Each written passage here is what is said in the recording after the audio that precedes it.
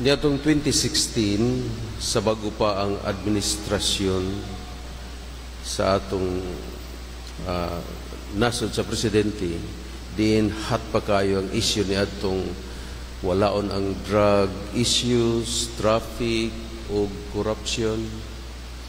Diha sa party gipangutana kami akong kauban madre kung unsay ikakomentaryo may tungod sa presidente. Ang madre mingon na dili ra ba kami allowed mag-istorya ni anak nga topic in public. Well, mga kaigsunan, kung naay mga parte na ay pagbangkite or pagkaon,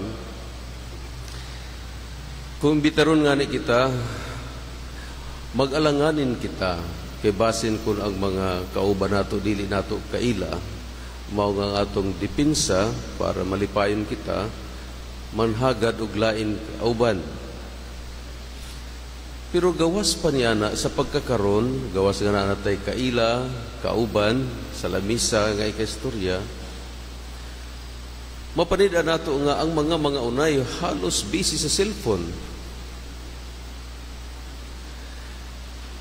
Busy sa ilang mga gadgets. Halos dili na magtinanaway kung kinsa ka ng ilang mga katubang. Dinining atong ebanghelyo, ang mga tao, ang ilang mga mata, ang ilang atensyon nakatutok kang Hesukristo. Og dili usab ginisayon alang sa atong Ginoong Hesukristo nga bantayan siya, panid-an siya. Kay ngani kita kung makabatigod kita nga na may nag-stalking sa ato bisan sa mga kuan ato mga social media, malain gayud kita. Ang uban dili kay makakaya pagdawat ni ana. Apan ang atong Ginoong Hesukristo niining higayuna, gihimo kini nga panahon sa pagsangyaw sa maayong balita, may tungod sa pag-ayo sa mga masakiton, pagpalingkawas sa mga naulipon sa sakit o sa unsa man nga kadautan. Ang mga Pariseo dinhi niining higayuna, wala gayoy tingog-tingog, bisan kaduha na sila gipangutanan ni Jesus may tungod sa balaod. Wala sila gayud mo tingog. Bisan pa sa ikaduhang pagpangutanan ni Jesus may tungod sa usa ka sitwasyon kung ang baka o ang bata mahulog sa atabay, dili ba kuhaon magayud ninyo kana ni ana gayong adlaw? Wala gayud sila mutubag. Dili kini sayon kumungutana kita nga dili kita tubagon nga naa kita sa party. Kung isnabunra kita, apan ang atong Ginoong Hesukristo walay dautan nga reaksyon ngadto kanila. Naghatag hinuon siya og milagro, grasya, nining tao nga miduol kaniya nga masakiton nang hupong ang mga tiil ug kamot. Sa pagduol pa lamang ni ining tawhana, nagpadayag na siya sa iyang pagtuo pagsalig kang Hesukristo ug gihikap gayud ni Jesus sa iyang pag-ayo ni ining tawhana. Pero kita kung samtang naa kita sa party, duolon nga ni kita mga badyaw o manuha o makililimos pastilan. Naa kita palit sa tindahan, duolon kita ni ini nga mga klasiya sa mga tao, mga bata, pastilan ang atong reaksyon. Bisan kung kuhito na kita, samot pag idino kita pagkasuko. Mga kaigsunan, daghay mga nanginahanglan natong mga kaigsuunan.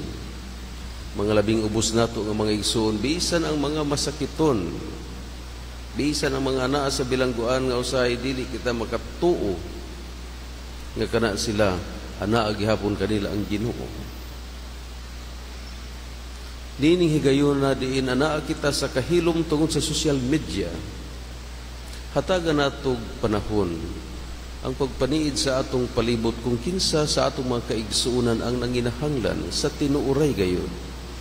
Ug kanila atong ipaambit ang presensya ni Kristo aron mabati usab nila ang grasya sa gugma sa atong Ginoong Hesukristo pinaagi kanato nga hangtod karon walay puas nga naningkamot sa pagluwas kanato gikan sa atong mga pag-antos, mga kasakit o mga problema sa kinabuhi.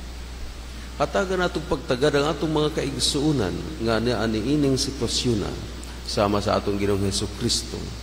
Well, dili kita maghisgot og politika, public knowledge na kana ug wala gay kitay mahimo ni ana nga sistema.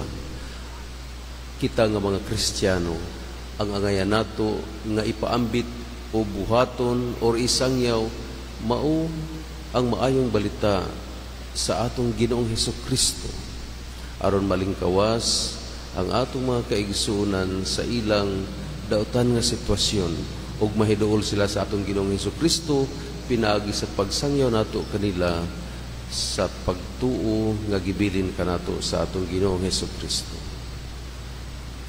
Karon manindog kita og atong ipadangat ang atong mga pangadiya.